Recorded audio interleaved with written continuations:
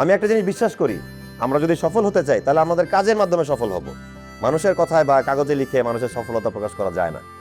আশা করি আমাদের সামনের দিনগুলো অনেক ভালো হবে। আমরা সবাই সবার কাজে লেগে পড়ি তাহলে আজকে থেকেই।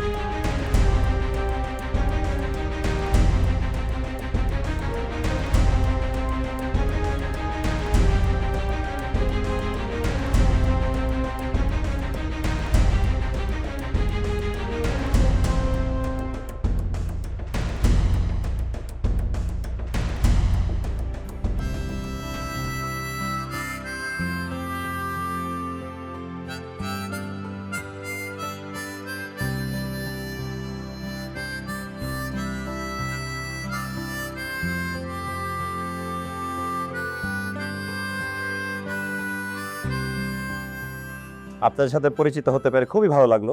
আমি আসলে বেশি কথা বাড়াতে চাই না, সংক্ষেপে আমার স্পিচটা দিতে চাই আপনাদের সামনে। আসলে দেশটা তো কারো একার না, দেশটা আমাদের সবার। আমি এই চেয়ারের বাহক মাত্র, আমার জাস্ট একটা ডেজিগনেশন আছে, কিন্তু ইউনিটি ইজ দ্য পাওয়ার। আমরা যদি সবাই মিলে একসাথে কাজ করি, একত্রে থাকি এবং টিম ওয়ার্ক হিসেবে আমাদের কাজটাকে দেখি, তাহলে অবশ্যই আমরা আমাদের কাজে সফলতা পাবো ইনশাল্লাহ। আর কিছু পয়েন্ট বলতে চাই, আমাদের কাজের শান্তি শৃঙ্খলা আমাদের বজায় রাখা খুব জরুরি এবং আসলে সততা বজায় রাখা খুব জরুরি। এই এলাকায় এবং এই অফিসে আমি কোনো দুর্নীতি বা অন্যায় দেখতে চাই না। আশা করি আপনারাও আমার সাথে একমত হবেন।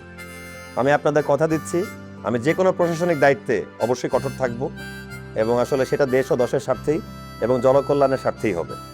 সর্বশেষে বলতে চাই, আজকে আমার জয়েনিং ডে, আমার এখানে দায়িত্ব পালনের শেষ দিন পর্যন্ত দয়া করে কেউ ফুলের মালা আমার অফিসে আনবেন না এবং কোনো অন্যায় তদবির নিয়ে আমার কাছে আসবেন না।